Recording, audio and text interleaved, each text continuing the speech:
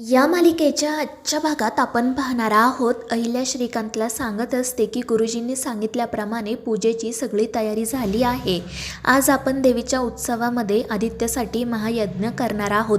पण त्यासाठी तू आणि मोहनने सिक्युरिटीची तर व्यवस्था केली आहे ना? आणि त्यावेळी श्रीकांत म्हणतो की हो अहिल्या, तू काही काळजी करू नको, आम्ही दोघांनी मिळून पूर्ण व्यवस्था केली आहे. आणि ते ऐकून अहिल्या म्हणते की ठीक आहे, पण आपण गावी जाताना आदित्यला आपल्यासोबतच आपल्या गाडीतून घेऊन जाऊयात, कारण मला आता कोणतीही रिस्क घ्यायची नाही आहे. जोपर्यंत हा महायज्ञ पूर्ण होत नाही तोपर्यंत मला त्याला माझ्या नजरेआड होऊ द्यायचं नाही आहे.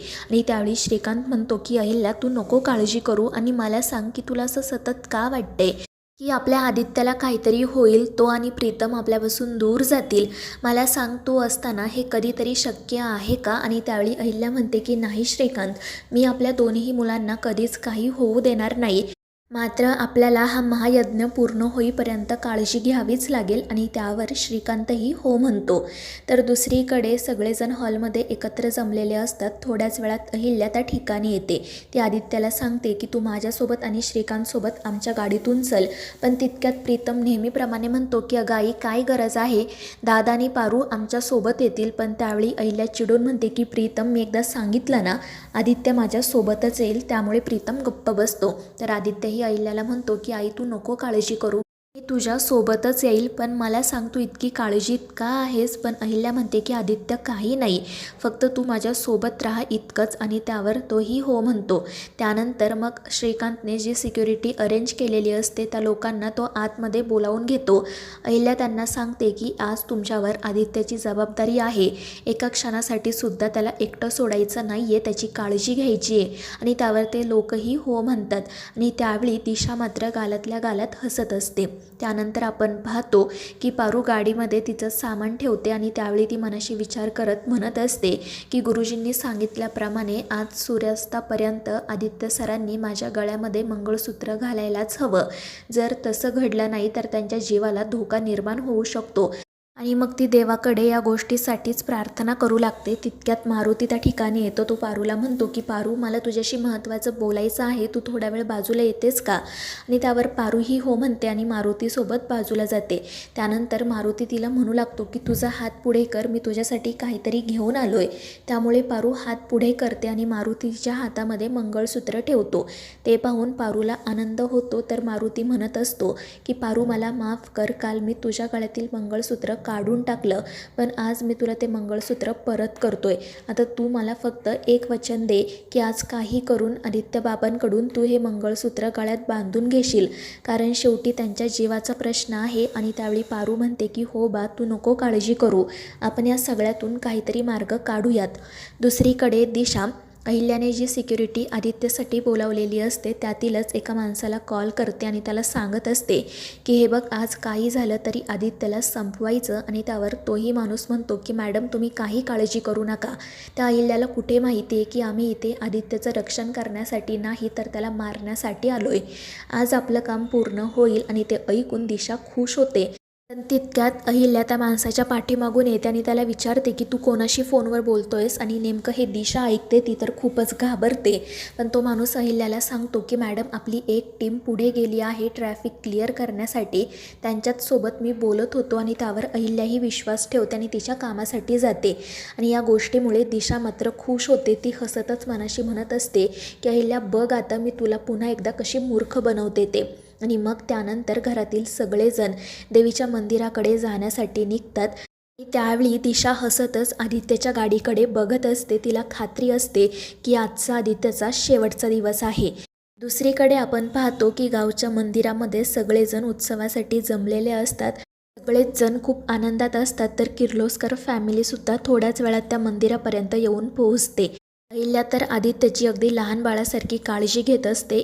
एका क्षणासाठी सुद्धा त्याला तिच्यापासून दूर करत नसते. त्यामुळे आदित्य हसून म्हणतो की अगं आई, काय चाललंय तुझं? मला तर असं वाटते की मी लहान आहे आणि आता शाळेत जाण्यासाठी निघालोय. आणि ते ऐकून अहिल्या हसतच म्हणते की आदित्य, तू आणि प्रीतम कितीही मोठे झालात तरी माझ्यासाठी नेहमी लहानच राहणार आहात.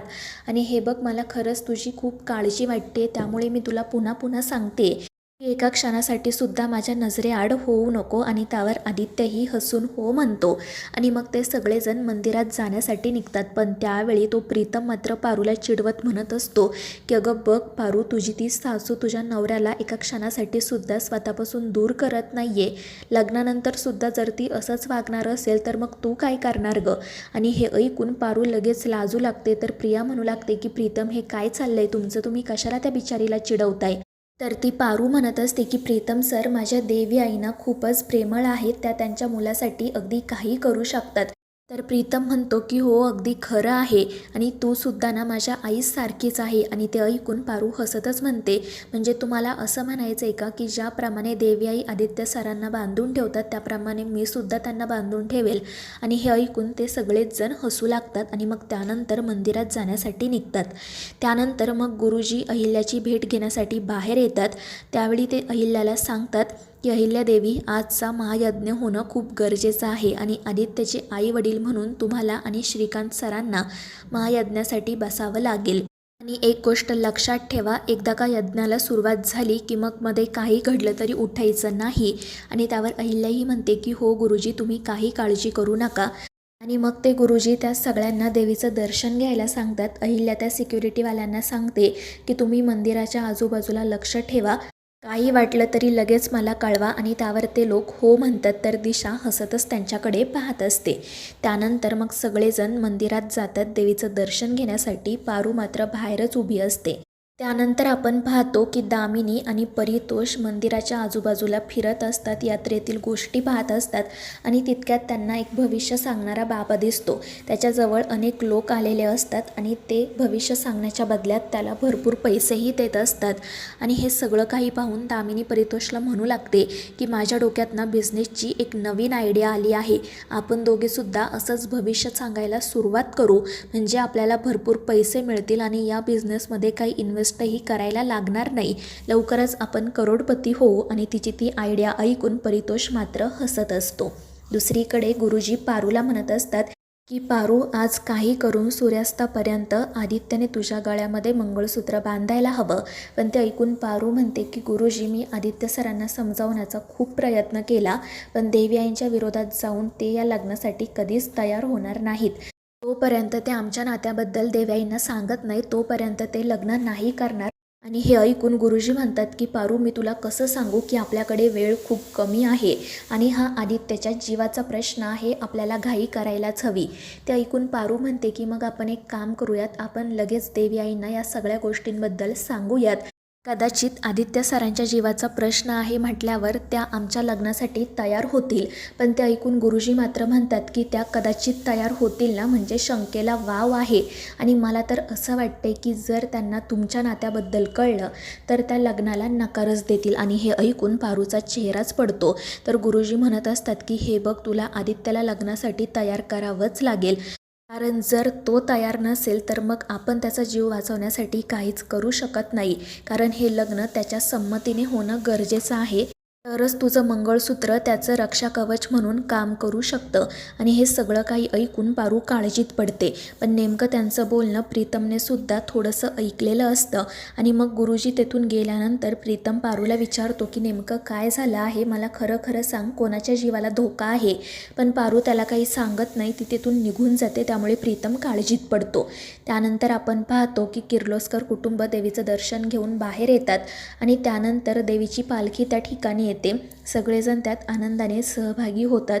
पारू मात्र सतत घड्याळ बघत असते आणि तिला एकच भीती वाटत असते की जर आपलं सूर्यास्तापर्यंत आदित्य सरांसोबत लग्न नाही झालं तर मग काय करायचं. तर मित्रांनो, या मालिकेच्या पुढील भागांच्या अपडेट्ससाठी आपल्या चॅनेलला सबस्क्राईब करा.